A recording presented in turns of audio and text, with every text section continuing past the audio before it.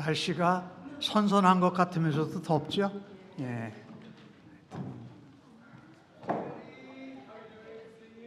오늘 저희들에게 주시는 하나님의 말씀을 함께 같이 받겠습니다. 고린도전서 13장 8절로 13절의 말씀입니다. 자리에서 함께 일어나셔서 날 사랑하심 찬송하시고 하나님 말씀 교독해서 받습니다. 날 사랑하심, 날 사랑하심, 날 사랑하심, 성경에 쓰였네. 오늘도 기록된 하나님의 말씀을 읽을 때에 우리 모두에게 하나님의 사랑과 은혜와 생명의 말씀이 생생하게 들려지고 우리 영혼에 새겨지기를 간절히 바랍니다. 사랑은 언제까지나 떨어지지 아니하되 예언도 패하고 방언도 그치고 지식도 패하리라. 우리는 부분적으로 알고 부분적으로 예언하니 온전한 것이 올 때에는 부분적으로 하던 것이 패하리라. 내가 어렸을 때에는 말하는 것이 어린아이와 같고 깨닫는 것이 어린아이와 같고 생각하는 것이 어린아이와 같다가 장성한 사람이 되어서는 어린아이의 일을 버렸노라. 우리가 지금은 거울로 보는 것 같이 희미하나 그때에는 얼굴과 얼굴을 대하여 볼 것이요 지금은 내가 부분적으로 아나 그때에는 주께서 나를 아신 것 같이 내가 온전히 알리라. 그런즉 믿음, 소망, 사랑 이 세 가지는 항상 있을 것인데 그 중에 제일은 사랑이라. 아멘. 예, 자리에 앉으시기 바랍니다. 오늘 받으신 본문의 말씀으로 무엇보다도 중요한 사랑이라는 제목으로 은혜를 나누기 원합니다. 고린도 교회, 우리가 고린도 전서를 지금 보고 있는데 고린도 교회는 하나님이 주신 은사가 참 많았습니다. 예언, 방언, 지식, 기타 다른 은사들이 너무 많아서 서로 은사들을 비교했어요. 비교하는 것도 건설적으로 비교하면 좋은데 비건설적으로 비교해가지고 서로 자신을 자랑하고 나타내기를 원했던 것입니다. 그래서 은사가 왜곡이 되기 시작했어요. 이로 인해서 교회에 많은 문제가 생겨났습니다. 은사가 많았는데 교회에 문제가 있었다. 서로 비교하니까 서로 누가 낮다, 높다, 누가 잘한다, 누가 못한다 비교하면서 그 은사를 통해서 자신을 나타내기 시작한 것이 교회 안에 문제를 많이 낳게 됐습니다. 우리 고린도전서 12장까지 보았던 말씀인데 그것에 대한 해결책을 바울 사도는 사랑이라고 말합니다. 그래서 12장 31절에는 너희는 더욱 큰 은사를 사모하라. 내가 가장 좋은 길을 너희에게 보이리라 하고 하면서 유명한 고린도전서 13장을 전하는 것입니다. 그리고 14장에 가서 또 정리를 해요. 우리가 사랑을 잘 알지요.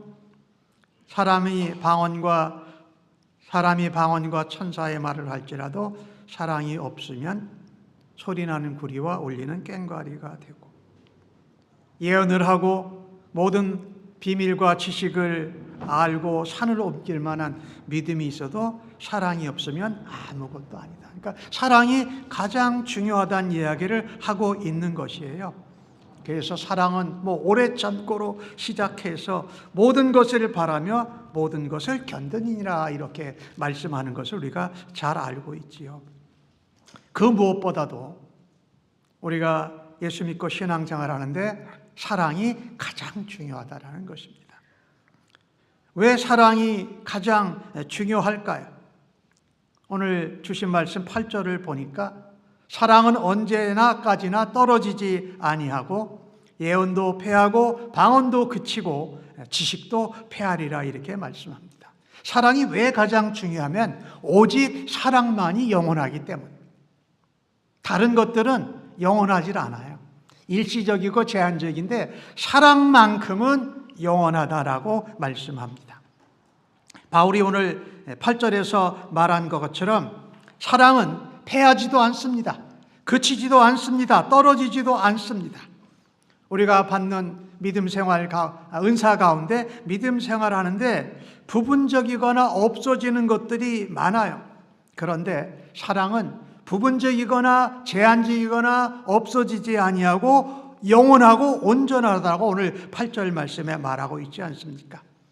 예를 바울이 들었던 방언의 은사, 예언의 은사, 지식의 은사, 이것들은 모두 다 성령님이 주시는 은사입니다. 하지만 이 은사들만 가지고는 하나님을 온전히 알 수 없다라는 제한적이라는 것입니다. 또 주님이 다시 오실 때에 이런 은사들은 언젠가 사라지게 되기 때문입니다. 성령의 은사들은 사라져도 영원히 남는 것은 사랑 하나뿐이다라고 말씀하고 있습니다. 9절과 10절은 이렇게 우리에게 말합니다. 우리는 부분적으로 알고 부분적으로 예언하니 온전한 곳이 올 때에는 부분적으로 하던 것이 패하리라. 부분적이라는 것입니다. 그래서 사랑은 온전한 것이 부분적이고 제한적인데 사랑은 온전하고 영원하다라는 것입니다. 이 온전한 곳이 올 때라는 이 표현은 예수님이 재림하시는 때를 말합니다.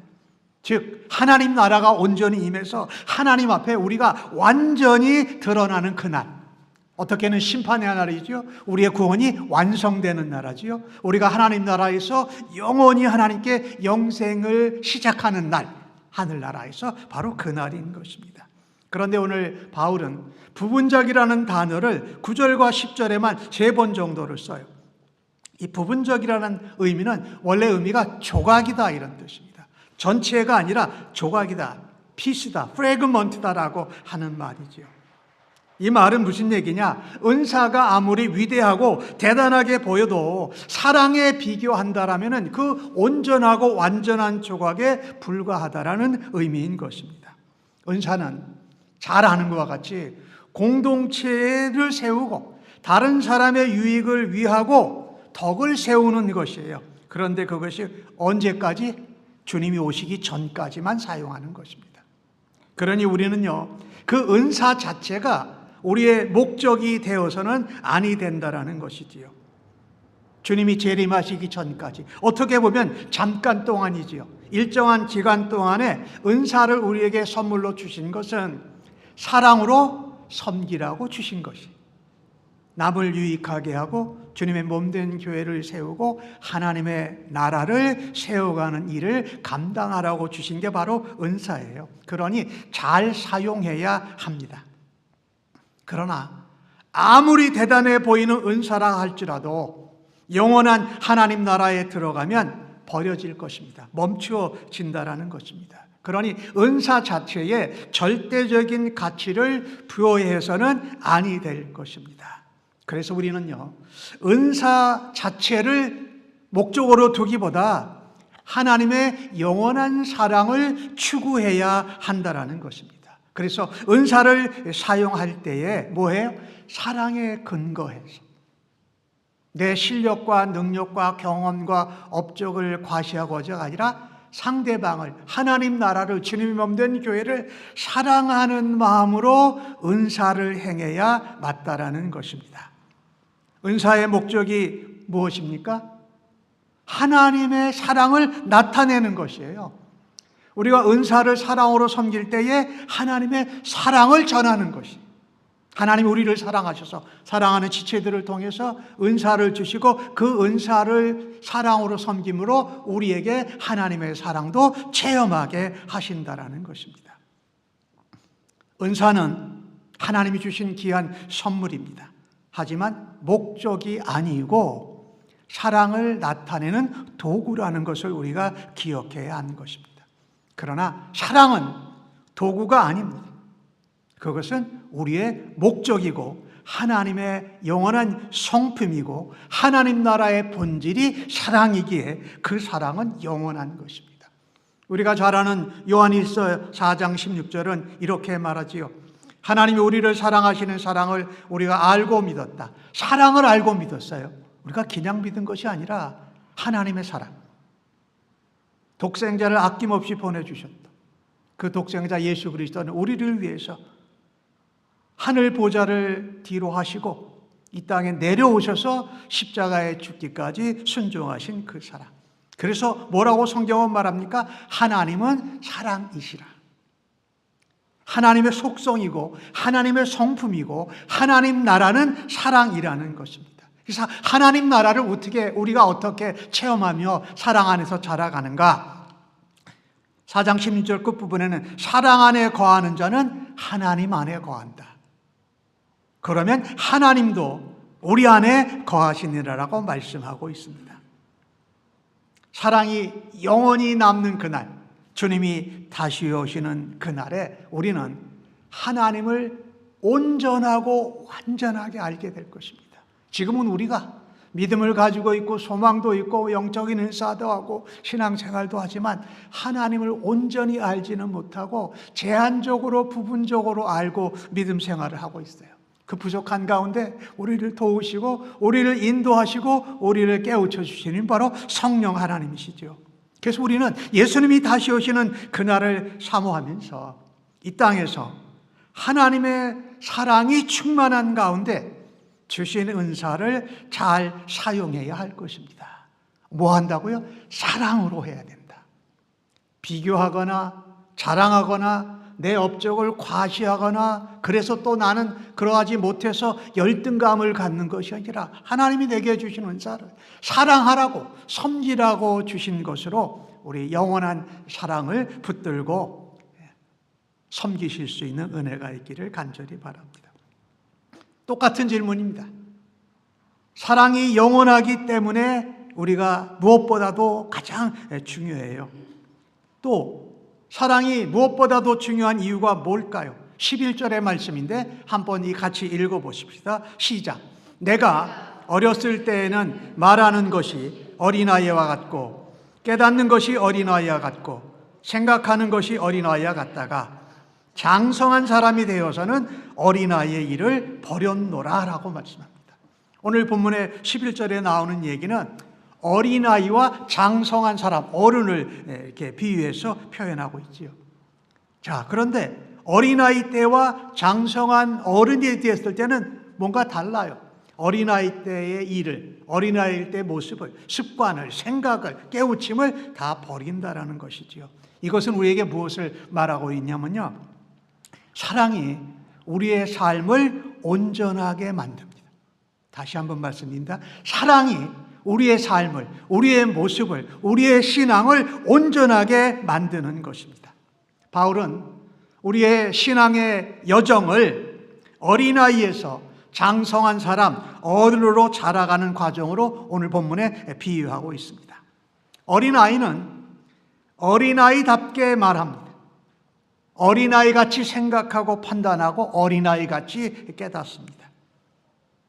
한 예로 보면은요, 어린아이는 작은 일에도 쉽게 짜증을 내고 분노하고 다툽니다. 작은 일에도. 왜 그럴까요?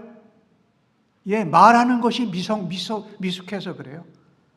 어린아이끼리 말할 때 서로 말한 것이 미숙하니까 서로 교감이 잘 안 되는 거예요. 대화가 잘 안 되는 거예요. 그러니 오해가 생기죠. 깨닫고 생각하는 것이 아직도 미성숙해서 이런 일들이 일어나요. 특별히 어린아이 때는 다른 사람을 배려하지 않습니다. 자기만 제일 먼저 생각합니다. 자기 원하는 대로 자기 뜻대로 안 되면은 뭔가 불평과 불만을 아주 어렸을 때 울어버리죠. 또 애들이 조금 더 거기서 자라면 고집 피고 부모 말을 안 듣기 시작하고 좀 더 자라면 부모님이 뭐라고 그러든지 내 맘대로 않게 이렇게 여전히 어린아이의 모습이에요. 고린도 교회가 영적인 은사가 많았는데도 불구하고 분열하고 나누어진 이유가 바로 여기에 있었습니다. 어린아이의 모습으로 은사를 사용했다라는 것입니다. 사랑을 알지도 못하고 사랑으로 행하지 않고 은사를 자랑하는 것은 어린아이의 수준이라는 말입니다. 고린도 교회에게 바울이 직접적으로 얘기한 것입니다. 그래서 부분적으로 알고 사랑으로 행하지 않으면 오해가 생겨서 분열이 생기고 서로 다툼이 일어나게 된다는 것입니다. 그런데 그 은사를 사랑 안에서 섬기고 서로 사랑하면 우리가 부분적으로 알아도 온전하게 알지 못해도 다투지 않게 됩니다. 다르고 서로 차이가 있어도 우린 서로 다르구나. 하나님이 다른 직분과 은사와 기능과 능력을 주셨구나라고 하니까 다툴 이유가 없어요. 그리고 한 몸에 각각 다른 지체니까. 우리가 서로를 생각하면서 서로를 이해하고 배려할 때에 우리는 불만의 말, 다툼의 말보다는 위로의 말, 배려의 말을 하게 되는 줄로 믿습니다. 그래서 사랑이 우리의 삶을, 우리의 모습을, 우리의 믿음을 온전하게 바꾸어 간다라는 것입니다.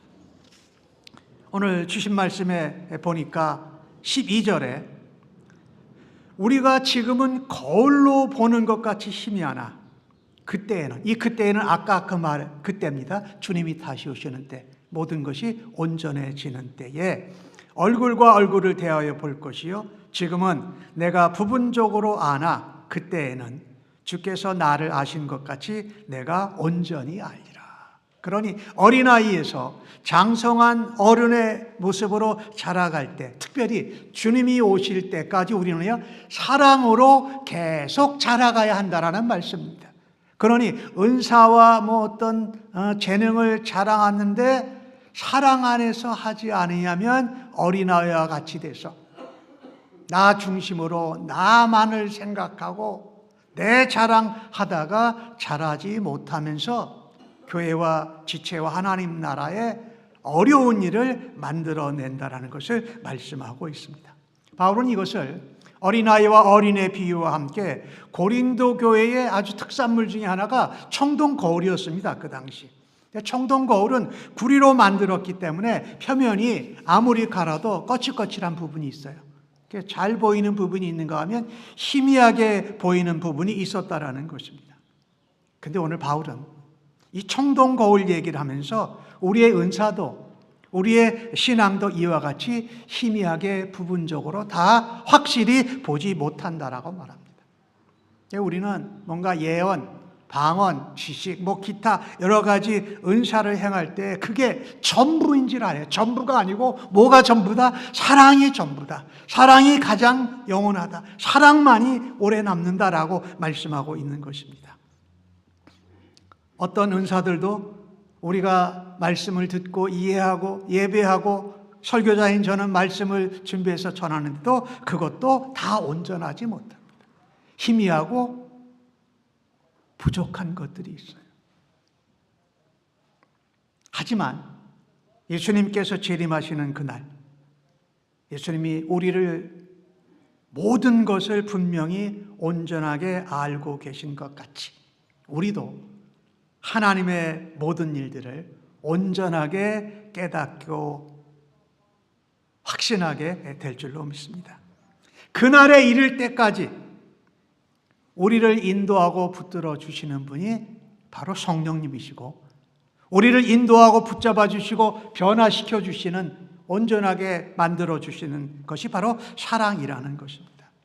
그래서 사랑이 우리의 삶을, 우리의 모습을 온전하게 만들어 준다라는 것입니다. 한국에서 청소년 담당 검사를 맡은 분이 있었어요. 그래서 이분이 청소년 선도위원들과 자주 만납니다. 그런데 그 선도위원 중에 여자 스님이 한 분이 계셨어요. 근데 이분이 스님인데도 정말 사랑이 많았다고 해요. 그런데 이 검사님은 예수 믿는 그리스도인이었어요.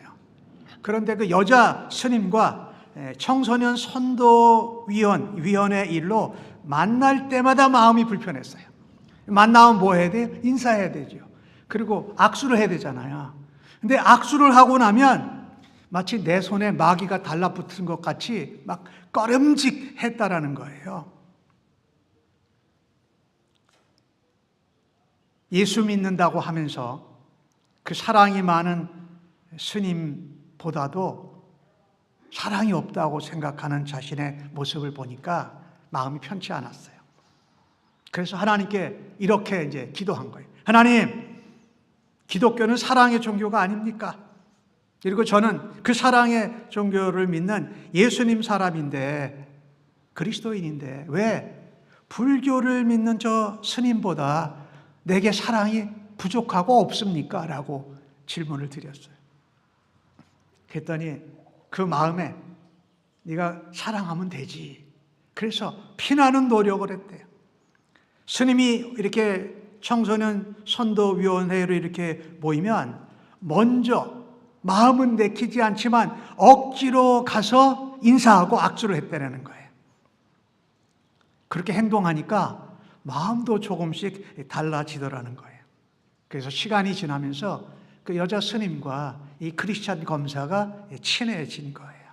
그런데 그 스님이, 여자 스님이 갑자기 중풍에 걸려서 병원에 입원을 했어요. 일하고 있는데 일에 손이 잡히지 않는 거예요. 그래서 자리에서 일어나서 병원으로 달려갔습니다. 그래서 그 여자 스님을 병실에 찾아가서 스님, 제가 스님을 위해서 기도해 드려도 되겠습니까? 그랬어요.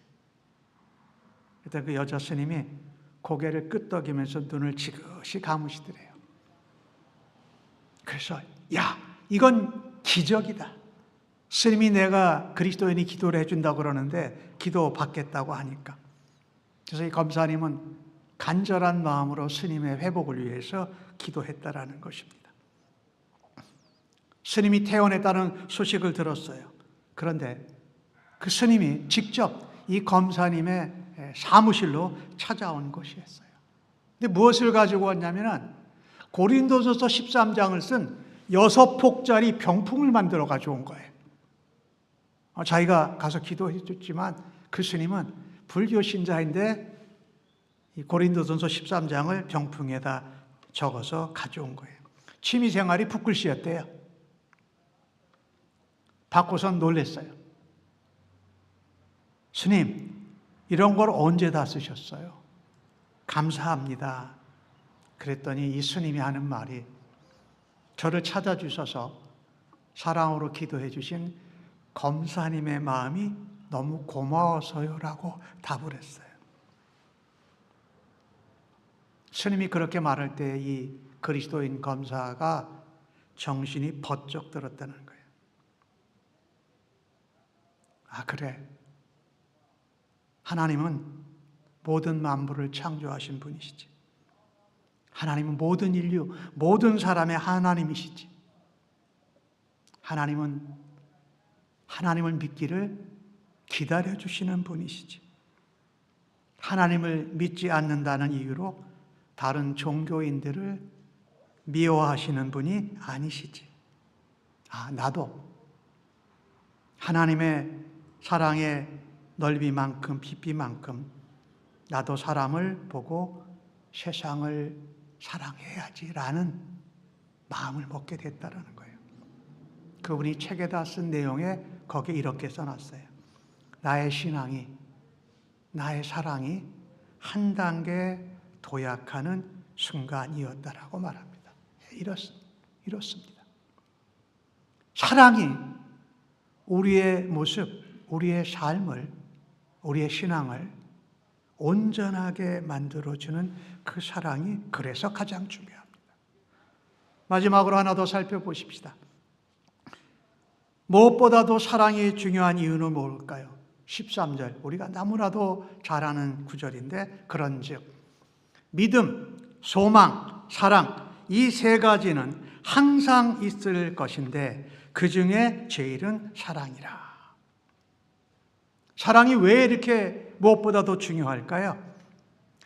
믿음, 소망, 사랑 이 세 가지가 항상 같이 있는데 그 중에 제일은 사랑이라고 말한 바울의 얘기는 사랑이 믿음과 소망조차도 온전하게 한다는 것입니다. 믿음, 소망, 사랑이 주님 오실 때까지 우리가 가지고 갈 것인데, 그 중에 제일은 사랑이란 표현은 믿음과 소망을 사랑이 온전하게 한다. 바울은 신앙의 본질이 믿음, 예수 그리스도가 하나님의 아들이시고 우리의 구주고 우리의 주인이시다. 하나님이 독생자를 우리에게 보내주신 그 사랑을 믿고 우리가 그리스도인이 되었고 하나님의 사람이 되었습니다. 그래서 우리는 이 땅에서 살면서 어려운 일, 힘든 일, 죽음과 위험을 무릅쓰고도 그 하나님의 나라가 이 땅에도 이루어지고 영원한 하나님 나라에 가게 될 것을 소망하면서 살아가지 않습니까? 그것을 예수 그리스도 하나님의 사랑 안에서 우리가 붙들고 있다라는 것입니다. 믿음, 소망, 사랑은 신앙의 본질입니다. 하지만 최고의 가치는 사랑이라고 바울은 강조합니다. 왜 사랑이 가장 이 믿음, 소망, 사랑이 같이 가는데 왜 사랑이 최고일까요? 영혼의 관점에서 볼 때 사랑은 주님이 다시 오시고서도 계속 남아있다라는 것입니다. 우리와 예수님과의 관계, 우리와의 하나님과의 관계는 사랑으로 맺어진 관계이기 때문에 영원한 하나님의 나라에서도 사랑의 관계는 계속 이어질 것이기 때문에 사랑은 영원하고 사랑은 우리의 삶을, 우리의 인생을, 우리의 믿음을 온전하게 하고 사랑은 우리가 가지고 있는 믿음과 소망을 온전한 하나님 나라에서도 계속 이어진다라고 말씀하고 있다는 것입니다. 영혼의 관점에서 볼 때 사랑만이 영원하다라는 것이지요. 사실 우리가 천국에 가면 믿음이 더 이상은 필요 없게 되죠. 왜요? 우리가 예수님을 만났으니까요. 그죠? 우리가 하나님 나라에 들어갔다면 우리가 하나님 나라 천국에 들어갔으니 천국에 대한 소망도 이제 없어지는 거예요. 거기 가서 살고 있으니까. 우리 주님과 만나고 하나님과 사랑의 관계에서 영원한 나라를 영원히 영생을 누리면서 사니까 믿음도 소망도 더 이상 필요 없게 되고 사랑만이 남게 된다라는 말씀이지요. 그런데도 사랑은 영원한 그 나라에도 변함없이 남아있게 됩니다. 왜 그럴까요? 말씀드렸어요. 우리와 예수님과의 관계, 우리와 하나님과의 관계는 영원히 살아가는 관계이기 때문에 영원한 하나님 나라에서도 주님이 다시 재림하신 후에도 그 사랑은 영원하기 때문에 사랑이 믿음과 소망을 온전케 한다라는 것입니다. 사랑은요, 믿음과 소망과 함께 있다는 것은 무엇보다도 무엇을 이야기합니까? 하나님과 예수님과 성령님과 우리와의 관계를 의미한다라는 것입니다. 믿음과 소망과 사랑은 하나라고 항상 같이 있다고 그랬어요. 띄지 않고 다 붙여서 바울이 표현하잖아요. 이것은 사랑이 믿음과 소망을 온전케 하는 끈의 역할을 한다 이렇게 표현할 수 있어요. 또 사랑이 믿음과 소망이 하나님 나라에 또 예수님이 다시 오실 때까지 믿음과 소망을 보호해주는 보호막 같은 역할을 한다라는 것입니다. 조금 그 표현을 제가 다른 표현으로 써볼게요. 계란 아시죠? 계란에는 제일 가운데 뭐가 있죠? 노른자가 있죠. 그리고 둘레를 싸고 있는 흰자가 있죠. 그리고 겉에는 뭐가 있습니까? 계란 껍데기가 있잖아요. 믿음과 소망은 사랑이라는 껍데기가 필요합니다. 그 껍데기가 있어야 영원한 하나님 나라 갈 때까지 그 믿음과 소망을 지킬 수 있어요. 밖에서 뭐가 던지거나 뭐가 부닥쳐서 깨지려고 할 때 그것을 막아주는 것이 계란의 껍데기예요. 또 더러운 것, 불순물이 들어올 때 그것을 지켜주는 보호막이 계란 껍데기인 것처럼 믿음과 소망을 온전하게 묶어주고 영원한 하나님 나라에 갈 때까지, 그리고 그것을 보호해주는 역할이 바로 사랑이라는 것입니다. 그래서 바울은 믿음, 소망, 사랑은 항상 같이 있을 것인데 그 중에 제일은 사랑이라고 말한 것입니다. 예수님을 믿는 믿음도 동일합니다. 하나님 영원한 나라를 소망하는 소망도 동일합니다. 그러나 사랑이 없으면 우리 성도들 간의 관계, 성도와 주님의 몸된 교회와의 관계, 하나님과의 관계는 마치 메말라지게 된다는 것이죠. 그 예로 보여줬던 것이 바로 고린도 교회가 아닙니까? 한 분 예수님을 믿고 한 분 하나님 나라를 소망하는 것이 같을지라도 사랑이 없으면, 사랑에 근거하지 않으면, 가장 최고 영원하고 온전한 사랑으로 행하지 않으면 물 없는 광야와 같다, 메마르게 된다라는 것입니다. 결단코 우리가 은사를 행하고 사역을 행하고 예배를 드리고 섬기면 무엇을 할 때도 우리는요, 사랑으로 해야 됩니다. 우리가 대단한 믿음을 가지고 있고 엄청난 큰 소망을 가지고 있다 그래도 사랑이 우리의 믿음과 소망을 온전케 함을 기억해야 할 것입니다. 모든 것을 행할 때에 사랑으로 행하면 버릴 것이 없어요. 서울에 유명한 큰 교회 목사님이 한 분 계세요. 제가 이름은 말씀 안 드릴게요. 굉장히 부유한 동네에 있는 큰 교회입니다.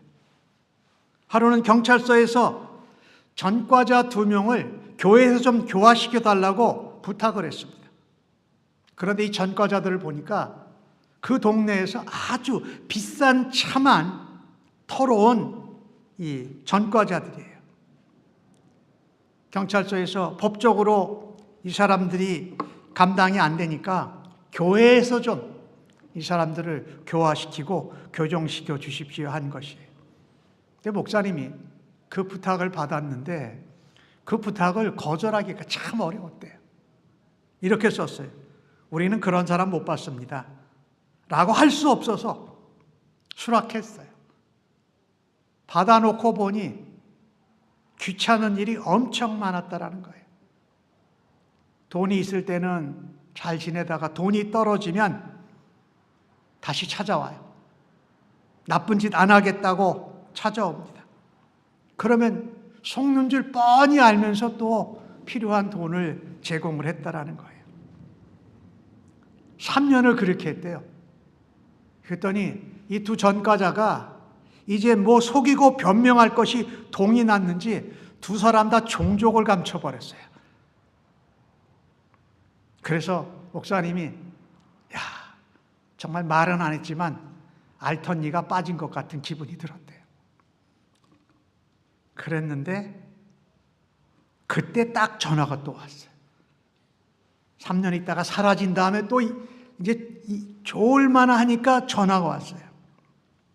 그래가지고 다시는 또 나쁜 일 안 하겠습니다. 좀 도와주십시오. 전화가 온 거예요. 목사님이 그들을 3년 동안 이렇게 돌봐주고 다시 떠나갔을 때에, 그리고 다시 찾아왔을 때에 본인이 그렇게 생각했다는 거예요. 이 전과자 2 사람은 정말 구제불능이야. 안 돼. 예수님만 바꾸실 수 있어. 나는 하지 못하겠어. 이렇게 하면서 본인의 마음이 그랬다라는 거예요. 다시 찾아왔다는 거예요. 용서해 달라고. 우리를 도와달라고. 목사님이 어떻게 했을까요? 안 돼. 3년 동안 했잖아. 잠깐 또 없어졌다가 왔잖아. 그렇게 말할 수가 없었어요. 그래, 용서해 줄게요. 그러니 지금부터라도 열심히 일하고 악한 일 하지, 죄 짓는 일 하지 않고 바른 생활해야 됩니다. 라고 말했어요. 그런데 돌아온 그 전과자가 한 말들이 앞뒤가 안 맞는 말이 많았기 때문에 목사님은 속으로 알았어요. 또 거짓말 하는구나. 그들에게 전혀 신뢰가 가지 않았다라는 거예요. 목사님에게 고린도전서 13장 오늘 마지막 절에 나오는 믿음, 소망, 사랑은 항상 있을 것인데 그 중에 제일은 사랑이라는 말씀이 딱 떠올랐대요. 그 목사님이 기록한 말입니다. 고린도전서 13장에 나오는 말씀을 보니까 13장 13절이죠. 나는 그들을 사랑한 것이 아니라는 것을 깨달았습니다. 저의 경우 주님을 믿는 믿음으로 그들을 믿어줬어야 하는데 믿어주지 않았습니다. 하나님 나라를 소망하듯이 그들에게 변화될 것을 바라면서 꿈을 갖고 그들을 바라보았어야 하는데 절망감을 가지고 불신으로 그들을 바라보았으니 사랑하지 않은 것입니다.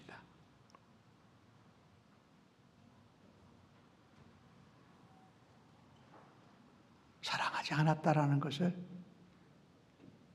깨닫게 되었다라는 것이에요. 우리는 사랑이 믿음과 소망을 온전하게 하고 사랑이 우리의 삶의 모습과 우리의 신앙을 온전하게 하는 영원한 것이기에 모든 일에서 사랑을 행해야 할 줄로 믿습니다. 그 사랑은 다른 사랑이 아닙니다. 예수님께서 하늘 보좌를 뒤로 하시고 이 땅에 내려오셔서 나를 위해서 십자가에 죽으신 그 사랑, 하나뿐인 독생자를 우리를 위해서 죄와 사망의 제물로 보내주신 하나님의 그 사랑을 말하지요.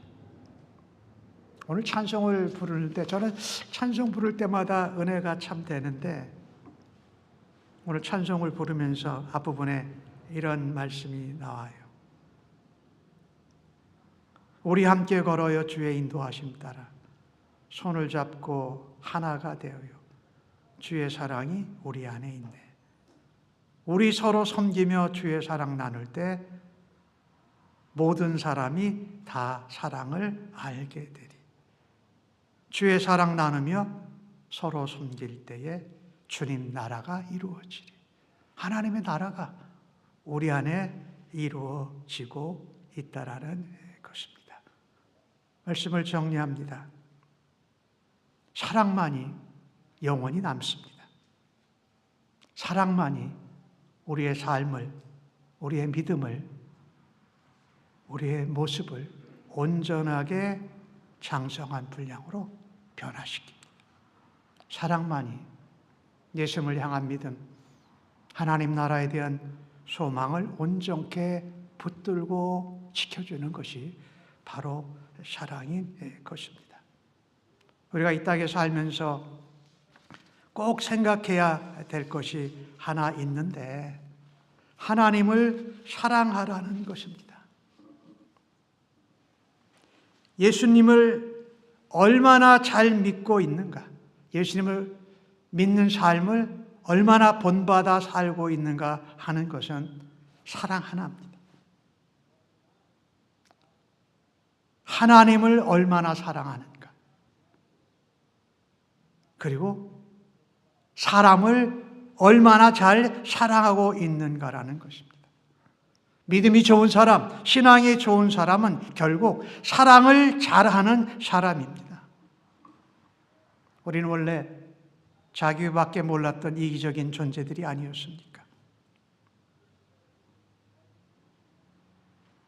바로 그 사람이 나라는 것을 우리가 깨닫는 순간 하나님의 사랑을 우리가 받게 되는 것이지요. 오늘 주신 말씀을 통해서 우리는 말씀하는 것이 하나 있습니다. 누가복음 10장, 성경에 여러 군데 나오지요. 내 마음을 다하여 목숨을 다하여 힘을 다하여 뜻을 다하여 주 너의 하나님을 사랑하라. 또한 내 이웃을 내 자신같이 사랑하라 하였다라는 것입니다. 요한일서 4장에 나오는 말씀으로 결론을 내리려고 합니다. 사랑하는 자들아, 우리가 서로 사랑하자. 사랑은 하나님께 속한 것이니 사랑하는 자마다 하나님으로부터 나서 하나님을 알고 사랑하지 아니하는 자는 하나님을 알지 못하나니 이는 하나님은 사랑이시니라. 영원하신 하나님, 사랑하신 하나님, 사랑이신 하나님, 그 하나님과 영원한 사랑의 관계에서 이웃을 사랑하고 교회 지체와 성도들을 사랑해야 합니다. 내가 누군가가 싫어지고 누군가의 흠이 보여지기 시작하면 그때가 바로 사랑해야 할 때입니다. 사랑으로 온전하게 돼서 하나님의 사랑을 알고 하나님의 사랑이 우리 안에 거하는 예수 그리스도의 사랑으로 서로 사랑함으로 하나님의 나라를 전하고 하나님의 자녀로 쓰임받는 우리 성도님들 모두 다 되시기를 예수님의 이름으로 간절히 축복합니다. 아멘. 기도합니다. 하나님, 사랑만이 오직 영원합니다. 사랑이 믿음과 소망과 함께 있지만 믿음과 소망을 줄로 묶고 믿음과 사랑을 보호하는 역할을 하는 것이 온전한 사랑임을 믿습니다. 그 예수 그리스도의 십자가의 사랑, 독생자를 아낌없이 보내주신 하나님의 사랑으로 사랑할 때에 우리가 하나님을 알고 하나님의 사랑이 우리 안에 거하는 것을 체험하게 하여 주시니 감사합니다. 그 사랑함으로 교회 성도들과 또 교회 밖에 있는 비신자들도 사랑함으로 사랑의 하나님을 전파하고 사랑의 나라 하나님 나라를 나타내는 도구로 사용하여 주시옵소서. 감사합니다. 예수님의 이름으로 기도합니다. 아멘. 자리에서 일어나셔서 결단의 찬송 부르시고 축도로 예배 마칩니다.